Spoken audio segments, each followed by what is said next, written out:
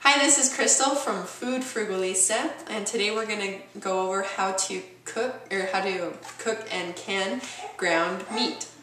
Now, to start, we need to have everything ready. We need to have a utensil set. This is the kind I use. I got it for like $6 or $7 at Walmart. You have a funnel, a jar lifter, and everything you need for canning. Then, of course, your pressure canner. Filled with water to the first tick mark inside here, and with a couple of tablespoons of vinegar to keep the hard water stains off of the jars. You need your jars, of course. I've already washed these.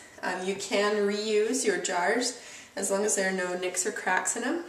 You need a new lid every time you can. And then your bands, of course, which you can reuse. And so you also need some water to boil the lids in, some water to boil to put in the cans, and since we're doing ground meat, we need to brown it a little bit before we put it in the jars, and so we need a pan for that. Okay, now we're ready to start canning. I've already browned this meat. You don't have to cook it all the way through, just brown it. And then you can see here I've filled up this jar with meat already.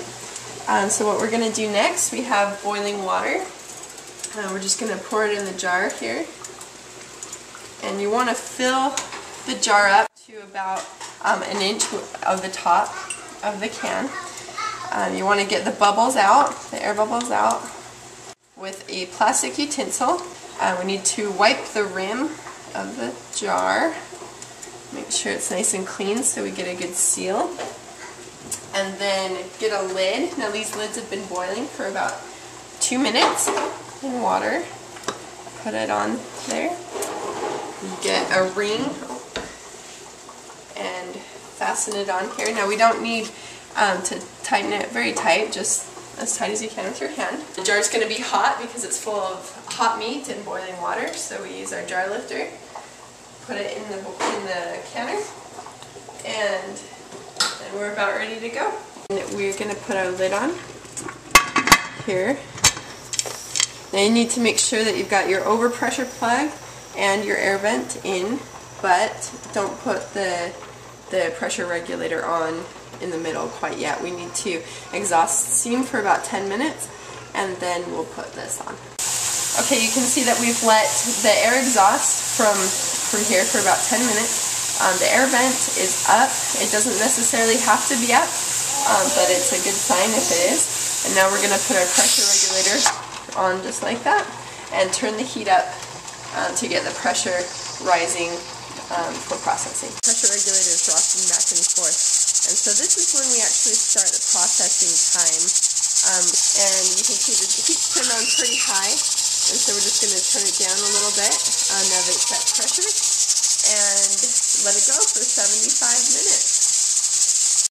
Okay, when the processing time is done, all you need to do is simply turn off the burner and then wait for the canner to cool down. You need to wait for this air vent to go back down, and once that happens, you know that it's returned to normal pressure, so it's safe to take the pressure regulator off and then to take the lid off. Now, if you do it before the air vent goes down, you're going to have a little explosion. So it's really hot still, so I just use some oven mitts to take it off. Once your cans have cooled down, about 24 hours after they're done processing, you'll want to check for a seal. Now, a lid that is sealed is stuck in the down position. A lid that is not sealed pops up and down like this. Another test you can do is try to pop it off with your thumb. If it doesn't come off easily, that means it's sealed. You should need a utensil like this to pry the lid off if it's sealed correctly. So after you determine that it's sealed, you'll want to wash off your jars and label them with what they are and the date, and then they'll be good on the shelf for a year. Thanks for watching.